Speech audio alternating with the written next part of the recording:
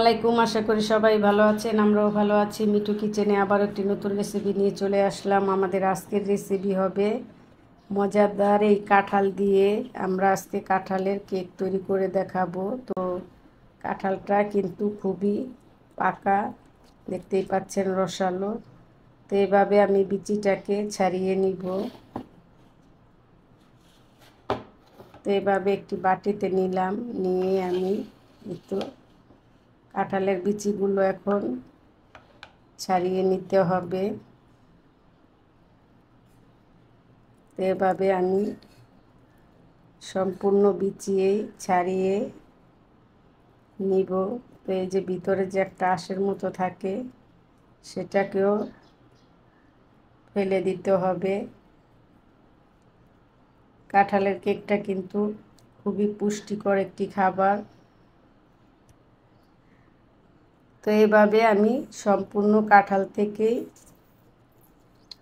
বিচিটা ছাড়িয়ে নিব, এই কোষ থেকে। আর কিভাবে কেকটা তৈরি করব পুরো ভিডিওটা দেখবেন, স্কিপ করবেন না। তো এইভাবে আমি সম্পূর্ণই ছাড়িয়ে নিচ্ছি। পাচ্ছেন, সম্পূর্ণ কাঁঠালটাই আমরা ছাড়িয়ে নিয়েছি। তো এখন একটি ইলেকট্রিক জগে আমরা এই কাঁঠালটাকে ব্লেন্ডার করে নিব। তো অবশ্যই কাঁঠালটাকে ব্লেন্ডার করে একটা পেস্ট বানিয়ে নিতে হবে। তো ফিরে আসছি, এটা ব্লেন্ডার করে নিয়ে কেকটার জন্য এই কাঁঠালটাকে।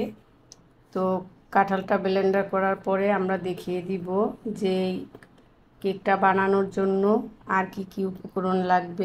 আসলাম আমাদের কাঁঠালটাকে ব্লেন্ডার করে নিয়ে। তো এখন আমি কাঁঠালটা কেমন হয়েছে সেটাও দেখিয়ে দিই। তো এই তো দেখতেই পাচ্ছেন, কাঁঠালটা কিন্তু ঠিক তো এরকম হবে। তো এখন একটি বাটি নিলাম, এই বাটিতে আমরা কাঁঠালটাকে ঢেলে নিব। এই কাঁঠালের পালটা নিয়ে তারপরে আমরা কি কি উপকরণ অ্যাড করব সেটাও আপনাদেরকে দেখিয়ে দিব। তো পুরো ভিডিওটা দেখবেন। এখন চলছে কাঁঠালের সিজন। তো এই কাঁঠালের সিজনে আপনারা কাঁঠাল দিয়ে ঘরে কিভাবে কেক তৈরি করবেন সেই রেসিপিটাই শেয়ার করছি। আশা করি এই রেসিপিটাও আপনাদের অনেক কাজে লাগবে। তো দেখতেই পাচ্ছেন ফিনিশিংটা ঠিক এরকম হবে। এখন আমি এখানে দিয়ে দিব চিনি নিয়েছি। এখানে আমি 2 কাপের থেকে অর্ধেক দিব। যদি মিষ্টিটা লাগে তাহলে আমি আবারও অ্যাড করব, যেহেতু আমাদের কাঁঠালটা খুবই মিষ্টি। তো এইভাবে এখন আমি কাঁঠালের সাথে চিনিটাকে অ্যাড করে দিলাম। এখন দিয়ে দিব সামান্য পরিমাণ লবণ, যেহেতু মিষ্টিতে একটু লবণ দিলে মিষ্টির ব্যালেন্সটা আরও বেড়ে যায়। তো এখন এভাবে মিক্স করে নিতে হবে। এখন লাগবে আমাদের এখানে, এই তো এখানে আমি নিয়েছি রান্নার রেগুলার সয়াবিন তেল 1 কাপ। তেলটাও আপনারা দিবেন অবশ্যই। তো তেল, লবণ আর চিনিটা দিয়ে আমরা এখন এভাবে একটু নাড়াচাড়া করে দিয়ে তারপরে ময়দাটা দিয়ে দিব। আর আজকে আমি 1 কাপ ময়দা দিব এই কেকের জন্য। আপনারা চাইলে আটা দিয়েও করতে পারেন। তো এই তো এখানে আমি 1 কাপ ময়দা নিয়েছি। এই তো মেজারমেন্ট কাপ, এটা 1/4 কাপ। তো এখন এই ময়দা আর ডোটার সাথে অ্যাড করে নিতে হবে। তো কাঁঠালের পাল্পটা আর চিনি, তেল আমরা সব একসাথে এভাবে মিক্স করে নিব। যদি আমাদের পানি লাগে তাহলে আমরা অ্যাড করব, আর যদি না লাগে তাহলে আমরা অ্যাড করব না। চিনি থেকে পানিটা ছেড়ে দিবে। তো এভাবে মিক্স করে নিতে হবে, দেখতেই পাচ্ছেন। এই তো মিক্স হয়ে গিয়েছে। তো দেখতেই পাচ্ছেন আমাদের মনে হচ্ছে পানিটা নাও লাগতে পারে, আর লাগলে আমি দিব, সেটাও বলে দিব কতটুক লাগবে।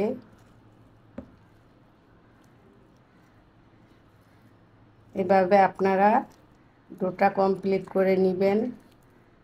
আর এখন এই পর্যায়ে দিয়ে দিব, এই তো আমাদের ডোটা কিন্তু কমপ্লিট হয়ে গিয়েছে। তো এখন আমি আবার বাকি উপকরণটাও অ্যাড করব। এই তো এখানে বেকিং সোডা কতটুকু দিব সেটাও দেখিয়ে দিব। এই তো বেকিং সোডাটা আমি একটু পরিমাণ দিলাম, বেশি পরিমাণ দিলে গন্ধ আসবে, খেতে ভালো লাগবে না কেকটা। আর এখন দিয়ে দিব বেকিং পাউডার, কেকের জন্য এই পাউডারটাও দিবেন। এই পাউডারটা দিলে কেকটা ফুলতে সাহায্য করে। তো বেকিং পাউডার দিয়ে দিলাম, 1 টেবিল চামচের চেয়ে একটু কম হবে। তো আবারও আমি এখন লাড়াচাড়া দিয়ে মাখিয়ে নিব এই কাঁঠালের ডোটার সাথে। দেখতেই পাচ্ছেন কাঁঠালের ডো, চিনি, ময়দা, তেল, লবণ একত্রে আমরা মিক্স করে নিয়েছি। দেখতে পাচ্ছেন আমরা মাখাতে মাখাতে একটা ডো তৈরি করে নিলাম। তো কেকের ডোটা কিন্তু আরেকটু পাতলা হবে, এরকম ঘন হলে হবে না। তো আপনারা চাইলে এখানে দুধ দিতে পারেন পানির সাথে মিক্স করে, গুঁড়ো দুধ। তো আমি এখানে কিছুটা দুধ নিয়েছি, এখন অল্প অল্প করে মিক্স করব আর এভাবে ডোটা কমপ্লিট করে নিব। যেহেতু এরকম ঘন হয় না কেকটা, একটু পাতলা হতে হবে, আবার বেশি পাতলা হলেও হবে না। তো আমি এখানে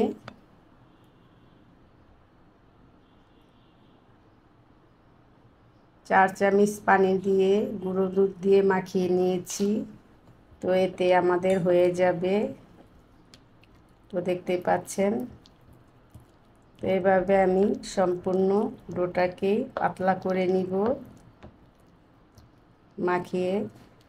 আর আমরা যে চিনিটা রেখে দিয়েছিলাম, তো চিনিটা আমার মনে হচ্ছে মিষ্টিটা আর একটু লাগবে, পুরোটাই দিয়ে দিলাম। তো এখন আমি এই দুধ আর চিনি দিয়ে পুরোটা দই এভাবে মাখিয়ে একটা ব্যাটার তৈরি করে নিব। তারপরে আপনাদেরকে দেখাবো যে ডোটা কীরকম হলে কেকটা পারফেক্ট হবে।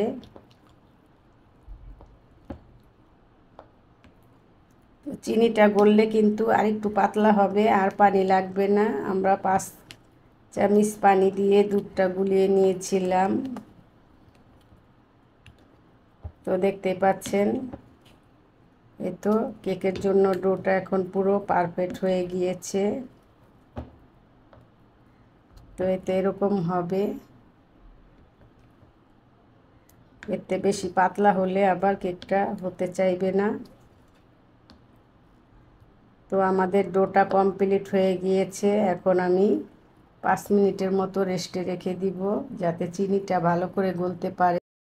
5 মিনিট পর আমি যে একটা ঢাকনা দিয়ে ঢেকে দিয়েছিলাম, তো দেখতেই পাচ্ছেন আমাদের কেকটার কিন্তু ডোটা এখন সেট হয়ে গিয়েছে। এই তো চিনিটা গলে পাতলা হয়ে গিয়েছে। তো কেকের ডোটা ঠিক এরকমই হবে।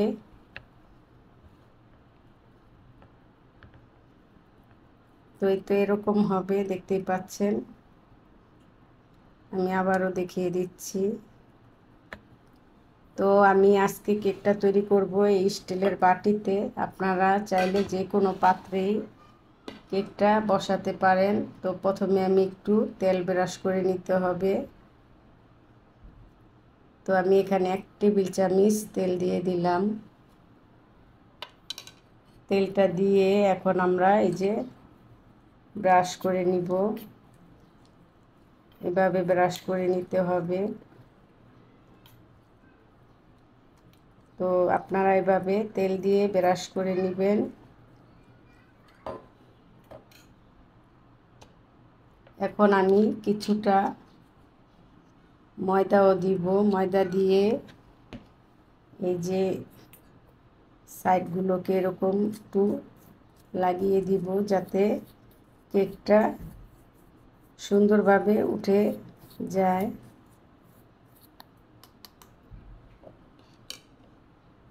এইভাবে আপনারা ময়দা দিয়ে নেবেন তেলের সাথে। তো রেডি হয়ে গিয়েছে আমাদের বাটিটা। এখন আমরা একটু ডোটাকে ঢেলে দিব।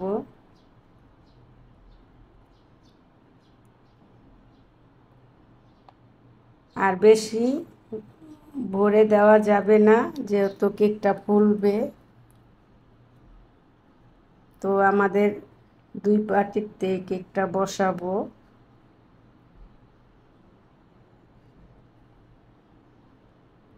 তো এতেই আমাদের কিন্তু হয়ে যাবে, কেকটা ফুলে আবার ডাবল হয়ে যাবে।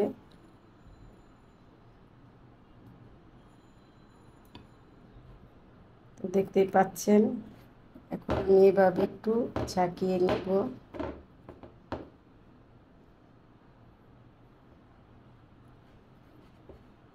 এইভাবে আপনারা অর্ধেক করে যেই পাত্রেই বসান দিবেন, পুরো ফুল করে দিলে কিন্তু কেকটা ভরে যখন ফুলে যাবে তখন কেকটা পড়ে যেতে পারে।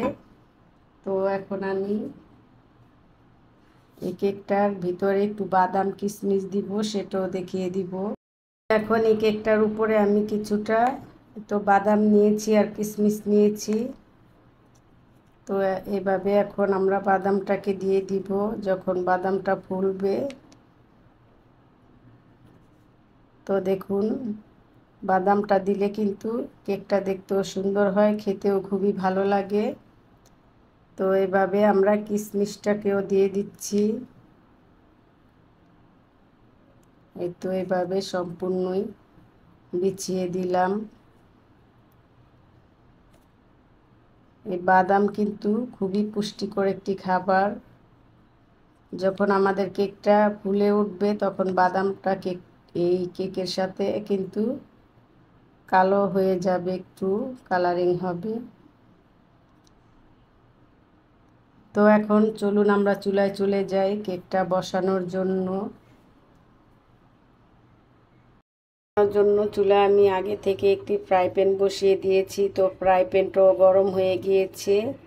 তো এখন আমি বাটিটা এভাবে ফ্রাই প্যানের উপরে বসিয়ে দিব। আর চুলার হিটটা কিন্তু লো মিডিয়ামে থাকবে, যেহেতু আমরা নিচে কোনো স্ট্যান্ড দেইনি। এখন আমি একটি ঢাকনা দিয়েও ঢেকে দিব।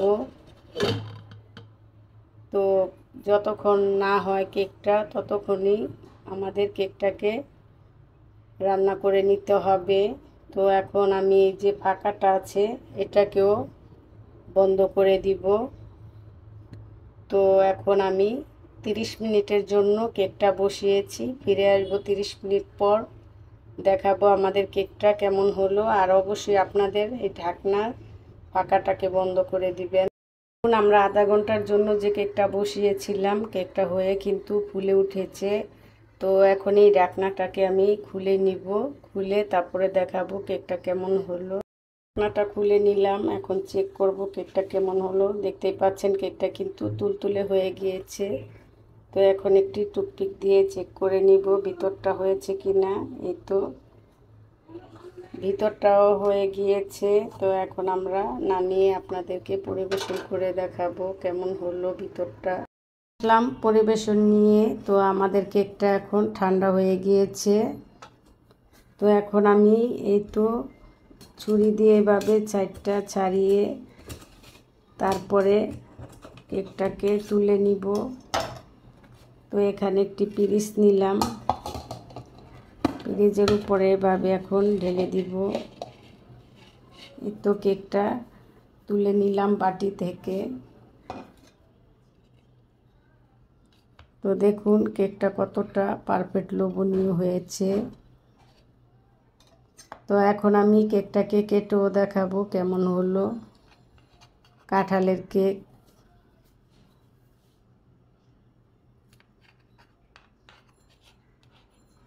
তো আমরা কেকটাকে কেটেও নিলাম। তো দেখুন কতটা তুলতুলে হয়েছে কাঁঠালের কেক। তো আমি 2 বাটিতেই বসিয়েছিলাম, তো আমি এখন আরও একটি বাটিটাও কেটে দেখাবো। তো এই তো আমরা যতটুকু ডো হয়েছিল আমরা 2 বাটিতেই বসিয়েছিলাম। তো এখন এই কেকটাকেও কেটে দেখাবো কেমন হলো।